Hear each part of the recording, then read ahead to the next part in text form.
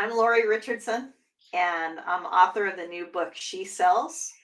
I'm founder of Score More Sales and also of Women's Sales Pros. And the best advice I've ever gotten in sales is to be a student of sales, communication, and all the things that are involved in being successful. Be a lifelong learner. That is awesome advice. Be a lifelong learner. So, when did you learn that in your career, Lori? Oh, I would say in my early 20s. In fact, I chose someone to be my mentor that they didn't know. It was Tony Robbins, because Tony Robbins made a big splash in the 80s. And I learned so much from him. And I really loved what he used to say about how success leaves clues. So if you want to be successful in any area, you find someone who has those skills or has that success, and you model it. And that's one of the best things I think that I learned as well. That's awesome. Tony Robbins. Wow, that's quite a person to learn from. That was back when he wrote what Awaken the Giant Within, and he was on every infomercial, right? Infomercials, yeah. And I think he was known as Anthony Robbins Yes, back he was. Yep. Yep. Somebody probably bought the domain name, so that's probably why he changed his name, right? then. Probably. That's fun. That is fun. Well, you've been selling a long time, and we've chased each other around the internet for years. So it's fun to finally spend a little time with you. But I gotta ask, like, tell me about that early sales job, that first sales job. What was that like? Yeah, I was a preschool teacher, and but I had grown up in a family-run business, so I knew about sales through my grandmother, and I became a teacher. I really wanted to be a teacher. That was my lifelong goal, and growing up, and so I became a single parent after that, and I realized I couldn't afford the supporting my family with that career. And so I thought, maybe I could get into technology, because technology was just really coming about in the 80s. There were some really cool things happening with personal computers, is what we called them back then, getting rid of mainframes and mini computers, those giant computers that were taking up space in companies. And I was in Seattle growing up, and that's where Bill Gates said, we want to put a computer on everybody's desk. And I thought, that's pretty cool. And so I thought maybe I could sell technology. And I just applied to every company that was reselling computers. And eventually a company called the Byte Shop, Byte, Byte Shops Northwest, hired me. And the guy that interviewed me kept saying, "But do you really like to sell?" that was one of his questions. I said, "Yeah, I think so. Yeah, pretty sure." And we just had a great time. It was a great first role, and I sold lots of computers and peripherals and training and all sorts of things. And then I went to my another company where a lot of my peers had gone on to, which was a better company, and they had never hired a woman in field sales. So I had to jump through 10 or 20 hoops to get a shot to be able to go there.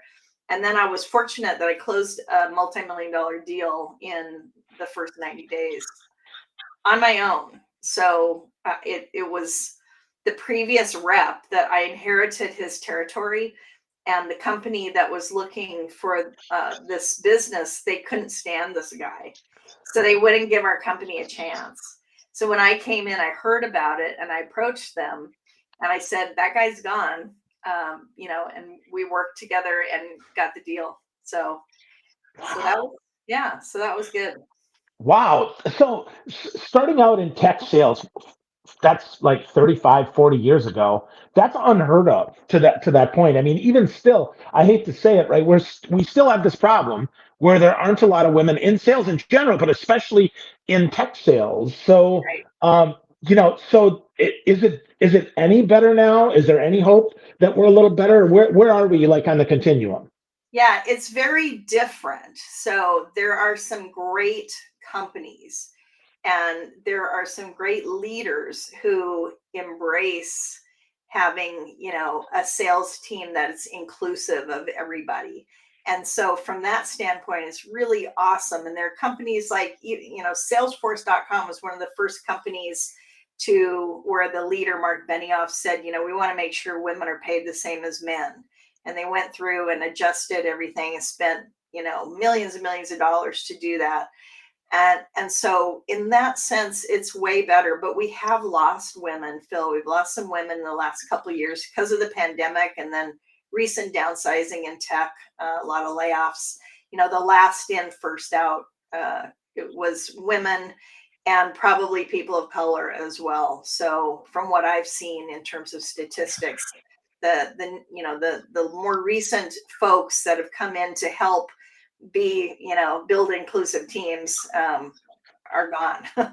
So we got to do it again. So, we're back to the drawing board. But this economy is growing. I'm not worried about it like maybe the last time we had a downsizing.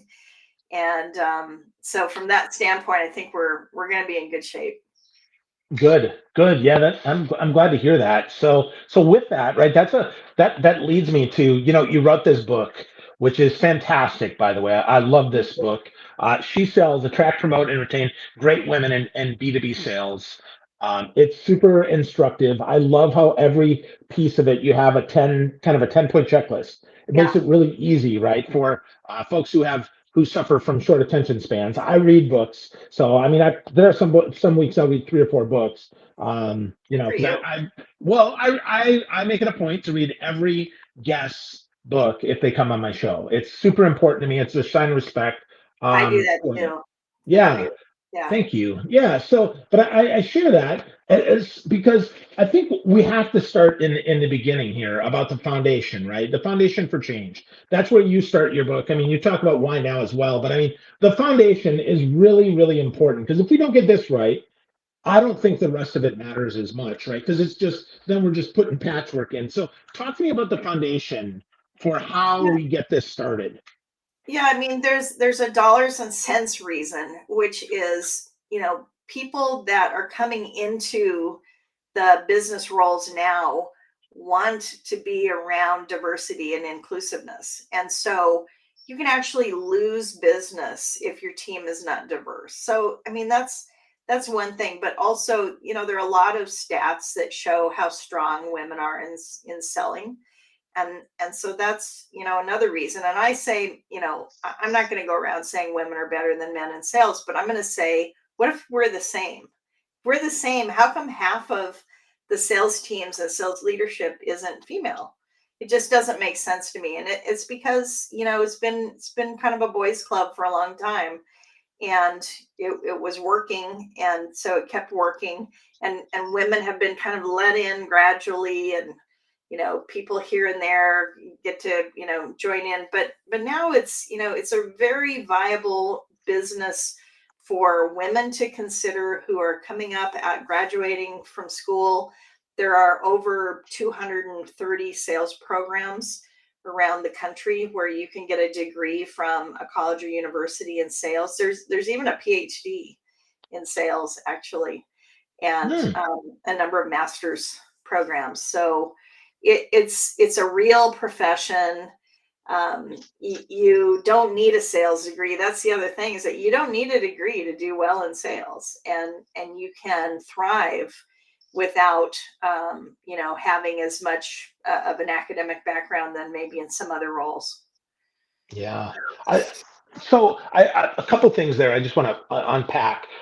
You talked about inclusion more than diversity, and Yeah, I read that through the book, and I thought that was such an important distinction. So I'd like to start there and unpack that a little bit. What's yeah. the difference between diversity and inclusion, and why is inclusion so important? Yeah, I mean, diversity is, when someone says you need to interview some women, you have to have women in your interview. So you say, hey, I interviewed a woman.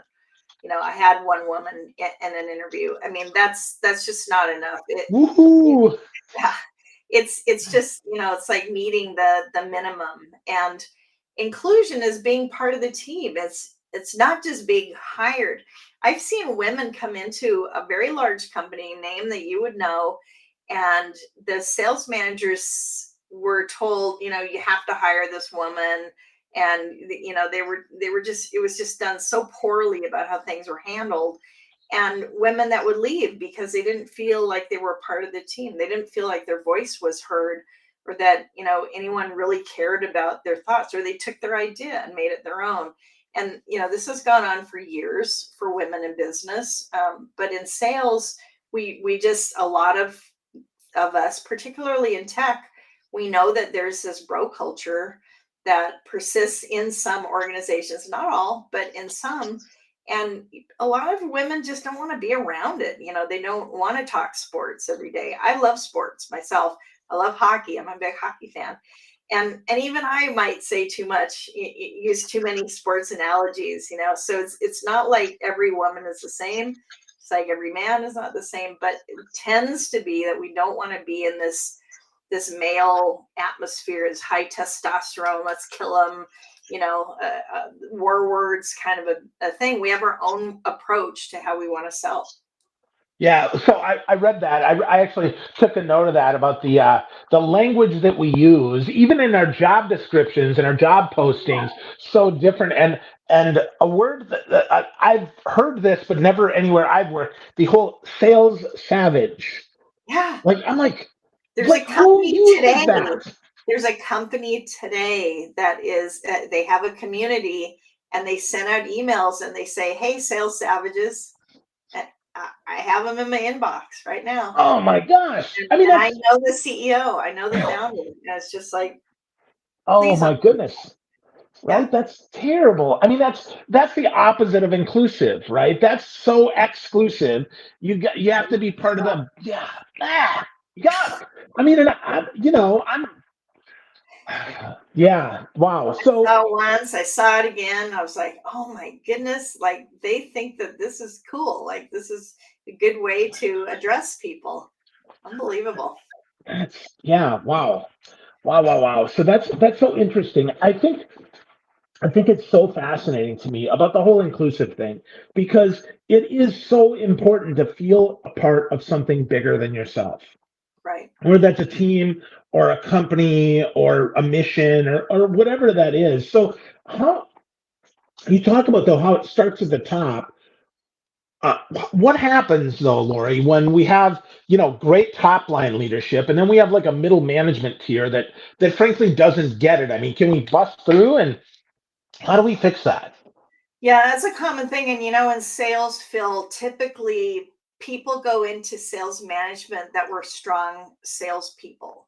So those skills are totally different. Being a really good manager is totally different from being a successful salesperson. So the managers need to learn. They need to learn how to relate to different people with different backgrounds, different genders, and people of color, and different all sorts of learning styles and learning issues. And we just need to be more open to the fact that I mean, I think of, it's not so much today, but it used to be people had to make 100 cold calls, and then social media came about, and companies managers are still say, nope, you got to make those calls, but I can get more meetings if I do it a different way. No, got to do it this way. And so being open to what works for different sellers. I mean, it's very much like having a team of people and allowing their gifts to shine through. We all bring different things to the table. That's another reason why having an inclusive team is, you have someone that's more creative over here, and then you have someone that's more regimented and process oriented over here. And combined makes for a really amazing group. Yeah, definitely. Well, and it helps fill in the gaps because we're not good at everything. I think that's the other thing that we need to remember is we have gifts, but we don't have every gift. We Right. have some, right? And we have to sprinkle in others. Otherwise, we're going to have blind spots and we're going to miss stuff. Yeah, and a very homogeneous team where everybody's nodding yes. That's the way we used to hire. People would say, hire someone that you'd want to be in your canoe. If you're on a lake, you want someone that's like you. And we don't need that. We need people that are different, that can solve a problem differently than you can, or that I can. And that if we do that, we're going to have better teams and they're going to be more successful, higher revenue.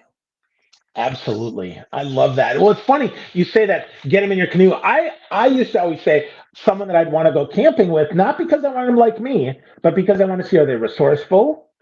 Are they going to take care of me? Are they going to take care of themselves? How are they going to prepare? So I had a lot more than just do I like them. I wanted to see their skill set and see how they would do. Not to mention, I wanted to make sure that they didn't get flustered because I was an IT VP. So, Right. so asking that question, like, so okay, so imagine we're going camping several months after, so you already know me a little bit. It's going to be safe. I'm not taking you out to kill you, right? But I'm going to take you out so we can get to know each other a little bit more. So Yeah. talk to me about, talk to me about the trip. And so I will tell you, I got some super interesting answers about that, but Yeah. that's because I was looking for the diversity of thought, and I was Yeah. looking You were for. open. You were That's open. right. The difference Yep. is not looking for the same. That's right. That That's right. culture fit. We used to call it culture fit. Right. Yeah. Well, we still call it that, right? We still call it that. And it's like, what does that mean? I mean, I do understand. I mean, I'm with Bamboo HR right now, and our culture is super strong, but our culture isn't because of who it is, it's because of what we believe. Right. And Right. I think that's the other thing is, again, if we elevate that, we can do that. And that brings me to the next point that I want to talk to you about, and that is the whole, how do we attract women to this? And you said languaging absolutely matters, but there's more than just savages on these job postings that scare women off, right? Yeah, it's very interesting to me. I ran into a company called Textio probably in maybe 2015 or 2016. And there are other companies like them out there, but they would look at language and they would look at words and they went through all sorts of different hiring documents and job descriptions. And they found that there were words that appeal more to men and there were words that appeal more to women. And they're not obvious words, they're words that are not so obvious. Like we would know aggressive, you would think that that's definitely more of a male term, but you can actually go through, you can run a job description through some of these different programs. They're just one company, and you can find out. And also, if you use too many bullet points, that's another thing, because there's the old story about how if a woman doesn't meet 100% of the job requirements, she's not going to apply. And if a man would do it at probably 60%, and they'd be lucky to have them, right? But with women, I don't think it's because of a lack of confidence, but I think it's more of, I don't want to waste your time. If you need all these things and I only meet these, I'm not going to apply. So the trick is that you note that on, if you post on LinkedIn or wherever, you say, if you don't meet every single requirement, please apply anyway. Or there are ways you can say things, or you have less bullet points. Just put what's really, really required for that role and be open to other things. And then just share that we're looking for a diverse group of folks, please apply, and encourage people. And that's what it takes to get more people to go, yeah, maybe I will. It sounds like Phil is more open to it than just giving me these 50 things that are required. Yeah, I totally agree. I mean, culture wise, just saying that you're trying to do something leaves a little bit of a clue that says, okay, maybe there really is an opening here. And it seems so simple, but yet often not done. I mean, I know there hasn't, I haven't seen a lot of job postings with that. And No. yet it's not that hard. Like just tell people, if you think that you match, and you'd like to work with us, please apply, right? We'd like to see you here. Yeah. Yeah, exactly. It's not hard to do.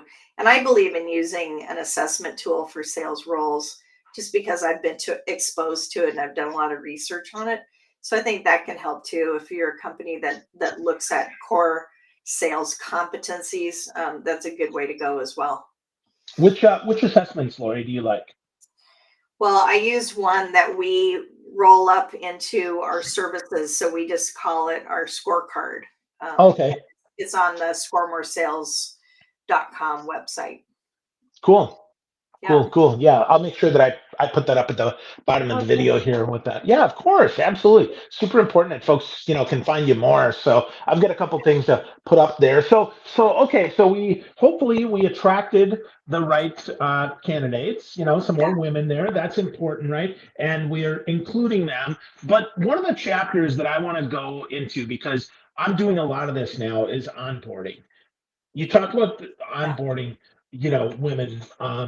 I really thought this was important, right? And your sixth point on your top 10 was about ensuring that you have a solid formal program for new hires that yeah. focus on who your buyers are and how you serve them. And then getting outside opinions from sales experts or educators. I think that is super, super important. I know we have persona training for our reps, and we have a solid. It was 6 weeks now. It's 4 weeks because we're mostly promoting from within Mhm. about that. So talk to me about that and why that's such an important thing as far as having a solid formal program. Yeah, having the formal program helps with anything that's just kind of subliminal when we think, oh, he's a guy, he'll know that, or she's a woman, we do these things subliminally, we don't do it on purpose. And so having a formal checklist and approach and process that, we go through this and we do this and we do this. I did some research with an educator named Dr. Joel Laban. He's at Johns Hopkins University, and we found that women have some different traits that they bring to the table. Not surprisingly, I guess, and men have different from women, and so we want to make sure that we address that, so that people feel comfortable and welcome and they're getting the information they need. And if you're onboarding them, to get feedback from them, and you need a part of your process where you're checking on feedback. And then also something that we found that women are more interested in, generally speaking, than men, is professional development. So what do I get next? What's my path? What happens in a year down the road? If I do really well, what's next? And we're planners, generally speaking, at more than men, generally speaking. So again, I'm not trying to make a blatant statement, but we want to know, if I do really well here, where do I go? And that's important. So have a professional development plan in place and be able to explain it to people as part of that onboarding process. Yeah, I mean, I, I think that's super important because to your point about planning, I, I would imagine you want to stay in one spot for a long time. I think everybody does. You want to be stable. You want to make sure there's some upward mobility or at least some side to side mobility. So make sure that that's laid out. I think that's great. And with that, you also kind of, I guess, dovetail in there the formal coaching program for once a week. So talk to me about that because I think one thing that many managers struggle with is the difference between feedback and coaching. Yeah, yeah, exactly. I mean, people think, and I've been around a lot of sales teams over the years, and some leaders think, well, Phil's really experienced, so I just hire him in. I don't need to coach him. But that's not true, because we all need coaching. And I'll go to my sports analogy for a minute and say, the best athletes in the world have coaches, and there's a reason for that, because we can get stagnant, we can lose track of where we're at, we can get complacent, or we just don't learn new things normally. So having a manager that is going to help coach it is such an important thing. And the managers need to be coached too. That's what people don't realize, is who's coaching the manager. Well, it's not true that you just hire someone and throw them in that role and good luck, here you go, here's your computer. It just doesn't work that way. We need to spend time coaching, and it's one of the most important things that needs to be done. Yeah, I so agree with that. It's so important, and yet, yeah, so often not done. So really, really great stuff there. So, um, there's so much that we could cover from your book, Lori. It is really, really spectacular. So I'm gonna assume we're going to move forward here. I'm going to assume that folks are hiring women. They've got a career plan in place. They're including them in. So let's talk about the promotion path because you talk about this, right? And you say, a couple things that I really like, right? Realize women look at your website before engaging. So sell your beliefs and vision there. And I would add, don't just have stock photos of women, actually have employees that are there, Yeah, right? there's I an mean, idea. that's, I think, right? The crazy idea. Yeah. And with that, one of the things that you mentioned in your top 10 tips here is identifying those non-typical high potential reps and tell them you know them and you believe that they have potential. So talk to me about that because I don't think that's done nearly enough or well enough anyway.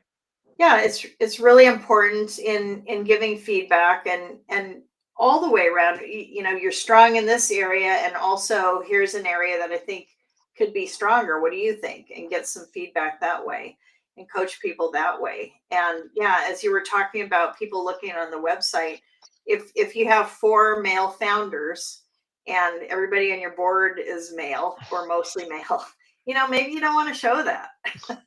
Or promote some people and to be able to look at this goes back to this same process.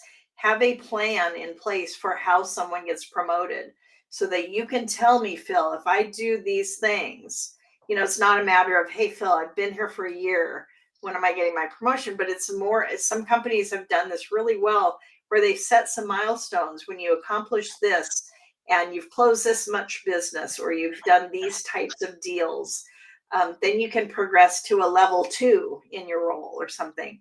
And maybe there's more pay involved, maybe not, maybe just getting to that level 2, level 3, and then we consider you for the account executive role. So it doesn't just happen because you've been there a year. And this is where we've gotten into a problem, is that we've had men who will say, hey, Phil, I'm over here. Like, I've been here 6 months. I wanted to have your job, and they're going to be more assertive about wanting to do that. Whereas some of the women, we tend to put our head down. We're working really hard and we're waiting for you to tap us on the shoulder. But if you say, here's how we promote people at our company, we have these different levels. And when you achieve these different pieces, you'll be considered for promotion.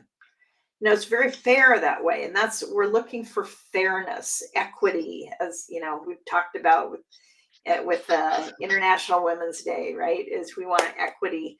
And so what's fair? It's tricky in sales as people say, yeah, but Phil had more experience. Phil did this differently. And so it's always real hard to put your hand on, well, what do I exactly need to do? Because you just don't see me in the C-suite. You don't see me calling on C-level executives because I don't have that, the right style. And that's what's held women back. So we need to say, do these things, Lori, and you'll be considered, for promotion. That's what we need. Clarity. Yeah. And interestingly enough, I would say, doesn't everybody want that? Like, isn't clarity a good thing? Like, if we do that, and the accidental byproduct is we promote more women, well, yay, right? I mean, isn't that great? I mean, come Yeah. on, I want clarity. I know I do, right? So that's so interesting. So, I mean, one example is like when you talk about executive presence, like that was a term that people would say, yeah, I just don't think she has executive presence. But it's like, but what does that mean? Tell me what I'm missing and I'll do that because I want to be promoted. And that's held women back from promotion for, many a year.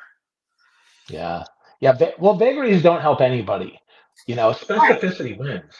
Yeah, and the antidote, if you're a woman that wants to be promoted, is that you document what you've succeeded at, document what you've accomplished, and then when that comes up, you say to someone, "What do you mean by that? Give me a look. Can you give me an example of how I'm not, I'm not worthy, or how I don't show executive presence?" And then you'll at least hear what they're thinking in their mind, because I don't wear a suit. because I don't do, what is it? And then ultimately you can show with sales, we can show our successes. That's why I love this niche. I love sales because you either do it or you don't. It's a 0 or a 1. And if I'm not closing business, I don't have much ground to talk. When I am closing business, I could say, hey, Phil, look at the numbers, right? Scoreboard, right? Yeah, you can't argue with the newspaper, right? Yeah, right. Can't argue with the Yeah. facts. That's right. That's right. Well, cool. Well, as we wrap up here, Lori, I love that you close with creating a great sales culture. I think that's super, super important. I mean, you could put that at the beginning, you could put that at the end. I like that you put it at the end because you set it up, I mean, so well in the book. Like I said, I love the book. So talk to me about what is a great sales culture, and then give me like maybe the first two steps if I'm going to create one. Yeah, well, we're in an environment now where people don't have to go into the office. There's been a huge change where the employees can basically be like, you know what, Phil, I'm not going to come into the office anymore. I moved away. I'm not near the city anymore. If you want me, it's a whole different mindset than it used to. It's a power shift too. And then people are let go, right? Riffs, as we call them. And now I'm not so trusting of leadership. And so if you don't create a good culture, I mean, it's a game. It's a need to have. If your company doesn't think about that, they're really missing the boat, and they're going to lose good people, because if you're good in sales, you can go just about anywhere you want. And so what are you doing as a company, as an organization, to make me feel good, make me feel special, make me feel wanted? It's really upon you running the company. For the leaders that are listening in, it's upon you. It's not upon me to go, well, yeah, they're treating me pretty well. You need to remind me about, here's what we're doing, here's what we're planning, so that I will want to stay there. Yeah. The reminders are so important without being, in people's faces, but just reminding them, hey, here's what we're doing. And I love that you mentioned kind of that future plans, because that's important. We can't fix everything today. We can't fix everything, maybe even tomorrow, but in time we can. And I think that's great. And I think that's a great message from your book, right? But that we're making steps. We need to make more. We have some action steps here. Every piece of the book is actionable, which is unlike many books that I've read, Yeah. right? I read a lot of sales books, Lori. So Yeah. congratulations on that. Yeah, Great, this great isn't job. theory. These are the answers to the questions I've gotten over the years from real people. And Yep. thank you for that. It's really, the first step is really also asking people, what do you think about what we're doing right? And building on that.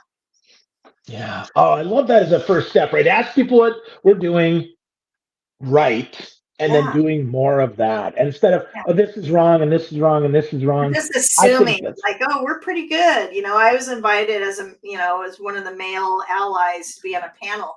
I have a colleague that did that. He was on a panel, and then he went to the women on his team and he said, how did I do? What could we do better? And he got more feedback. He wasn't just like, yeah, we're all that. So yeah. Be yeah, open, right? Be open yeah. to that feedback. Awesome.